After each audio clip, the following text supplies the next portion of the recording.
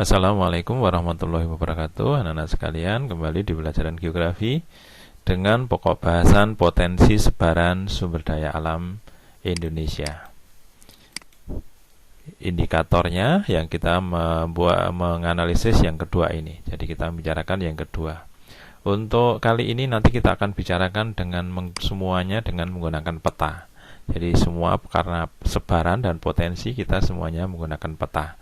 Ya, kemudian di mananya nanti kita lihat di peta, kalau tidak bisa nanti dengan menggunakan literatur yang lain. Jadi contohnya seperti ini. Jadi sumber daya alam di Indonesia itu secara umum seperti ini. Ini ada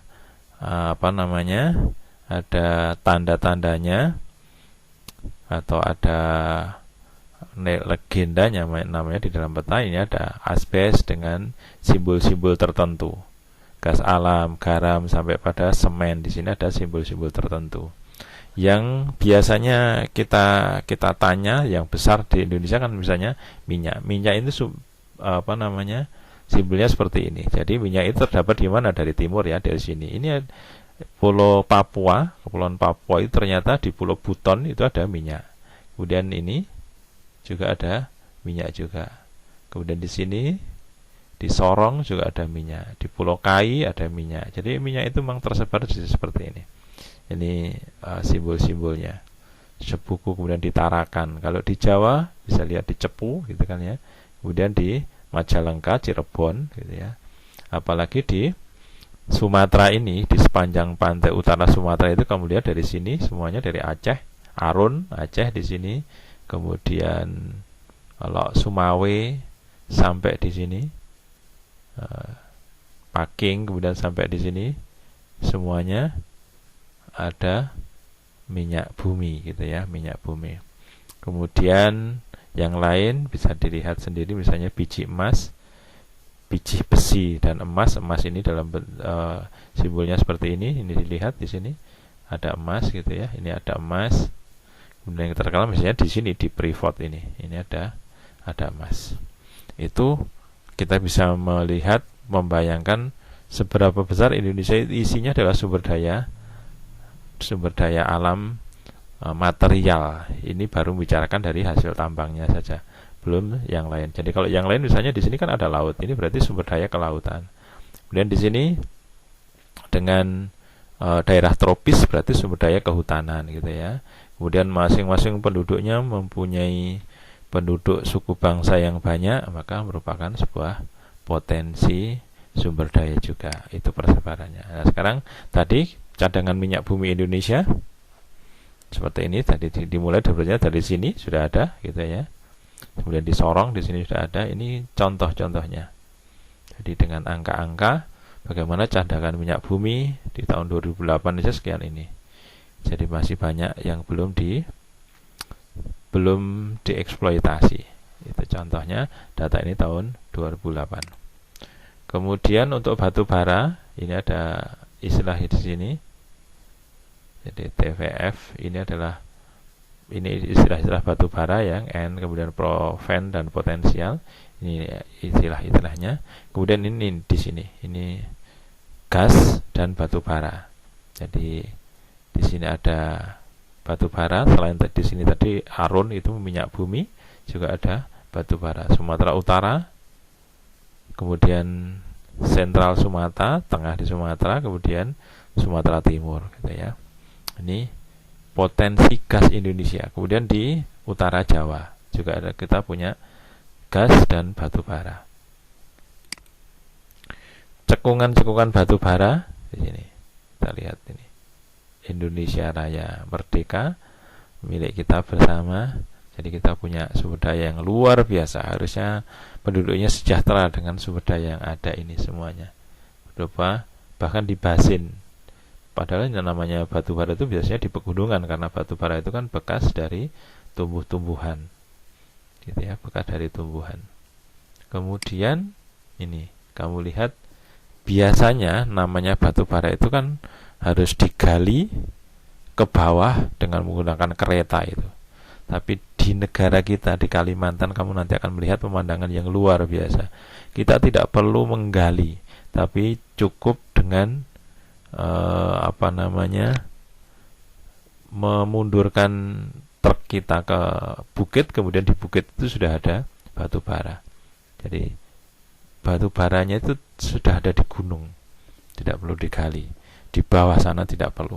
Jadi ini adalah kandungan pegunungan bukit ya di daerah Kalimantan. Kalimantan itu kan ada 4 pegunungan. Itu semuanya mengandung batu bara. Maka kalau proyek-proyek batu bara itu kan adanya di sana. Kemudian tambang emas yang paling besar adalah di sini, di Freeport, tidak tulis tapi daerahnya adalah Grasberg gitu ya. Sebenarnya di Freeport miliknya Amerika. Kemudian kamu lihat di Pulau Jawa juga kita punya beberapa tempat tambang emas seperti di Pongkor di sini, di Kokap gitu ya. Kokap di sini ada daerah Kokap namanya. Kemudian daerah Selogiri yang belum dieksploitasi. Kemudian di daerah Tumpang Pitu. Jadi Selogiri ini tidak banyak orang tahu bahwa sebetulnya di Wonogiri, di Selogiri itu kandungan emasnya cukup besar. Negara Australia sudah nego beberapa kali kepada pemerintah Indonesia di zaman reformasi ini, tapi alhamdulillah pemerintah kita belum mau bekerja sama karena nanti kita lihat kepemilikan tambang-tambang kita yang sudah dieksploitasi berupa minyak dan batu bara ternyata menjadikan potensi tidak mensejahterakan penduduk Indonesia. Kemudian ini lokasi tambang emas tadi hampir sama tapi dengan atribut yang sudah terlihat. Jadi dari sini ya di Kalimantan kamu lihat banyak sekali. Ya, di sepanjang Kalimantan ini tambang emas. Di sini tambang emas, di Pulau Jawa tambang emas gitu ya. Di sini ada Ngadiretno, ada Logawa. Kalau tadi kan yang besar-besar dilihat dari satelit gitu. Ternyata ini ada tambang emas. Indonesia mempunyai tambang emas yang sekian banyak ini. Tapi kemudian kenapa tidak sejahtera? Gitu ya. Itu menjadi pertanyaan kita, menjadi PR kita dan tanggung jawab generasi. Berikutnya potensi geotermal kita, panas bumi kita. Bisa dibayangkan di sini panas bumi kita mempunyai seperti ini. Jadi panas bumi kita yang bisa dipakai untuk listrik. Di Dieng di Pulau Jawa itu ada geotermal Dieng gitu yang dipakai untuk listrik, tapi kita belum banyak menggunakan. Kandungannya ini cukup besar sebetulnya, cukup besar untuk digunakan energi geotermal potensial gitu ya, dengan satuan ini microwave apa gitu itu di kita coba kamu lihat dari Jawa, dari sini itu geotermal panas buminya, sehingga sebetulnya listrik itu kita harusnya nggak mahal harusnya, karena kita punya geotermal yang sangat banyak. Kemudian cadangan gas Indonesia yang terutama yang menjadi sekarang ini Natuna itu menjadi pulau yang menjadi rebutan antara Cina dan Indonesia karena Cina juga mengklaim. Jadi cadangan gas Indonesia itu sebenarnya di sini nih, yang bisa dipakai biasanya untuk gas kita itu selain untuk rumah tangga kan juga untuk sumber tenaga mobil gitu ya, dan yang lain, sumber tenaga di perusahaan dan lain sebagainya. Yang paling besar di Natuna ini itu gas kita, sehingga kalau gas kita langka itu sebenarnya kan udah ada salah manajemen gitu ya. Kemudian panas bumi seperti tadi, di sini panas bumi yang kelanjutannya tadi. Ini masih panas bumi dengan kandungan dan potensinya dengan angka-angka ini. Kita bayangkan betapa sumber daya Indonesia itu luar biasa. Ini baru semuanya sumber daya abiotik pertambangan gitu ya. Tadi kita belum bicarakan yang flora, fauna, kehutanan, kelautan dan lain sebagainya. Kemudian ini adalah sebaran perizinan. 2014 itu mengizinkan seperti ini. Jadi kalau ada KK itu berarti kontrak karya. kemudian ada PKP2B, itu artinya pertambangan batu bara gitu ya. Kemudian izin usaha pertambangan khusus gitu. Jadi perjanjian karya pengusahaan pertambangan batu bara itu namanya PKP2B di sini. IUP berarti izin usaha pertambangan. Izin usaha pertambangan. Kalau KAM jadi khusus. Jadi Indonesia sudah mengizinkan sekian ini. Misalnya di Pulau Jawa saja ya, di Pulau Jawa itu ada KK-nya 1, kontrak karyanya sudah ada 1. Kemudian izin usaha pertambangan sudah 307. Kemudian izin usaha pertambangan non logam itu 1020.